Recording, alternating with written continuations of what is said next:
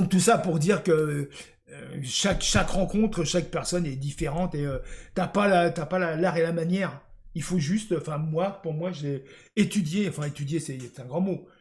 Je ressens la personne. Ouais. J'arrive à la ressentir facilement. Et alors du coup, moi j'ai une question quand même à te poser, c'est étant donné que toi t'es un mec, voilà, c'est assez fluide, c'est assez facile avec les gens, on se prend pas la tête, c'est tranquille. Est-ce que avec les nanas un peu plus bourgeoises, est-ce que t'as réussi à faire, est-ce que ça a été plus difficile pour toi les bourgeoises ou pour toi c'est kiff kiff, peu importe? Parce qu'il y a C'est certainement des typologies de nanas et qui ça a été plus facile que d'autres, j'imagine.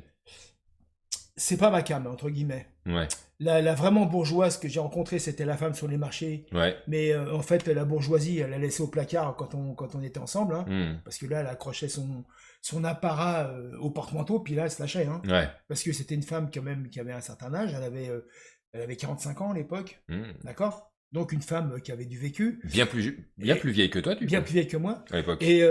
Comment dirais-je. Et par contre, je me suis éclaté avec elle. Ouais. Ouais, parce que là, il n'y avait pas de tabou, quoi. Hein.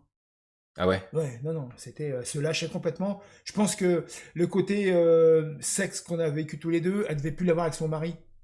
Ah. Tu vois, il y avait plus d'amour avec son mari. C'était une question Il y a plus de d'habitude. folie, Voilà, c'était. plus de folie. Voilà, c'est Ouais. ça. Il y a plus de folie.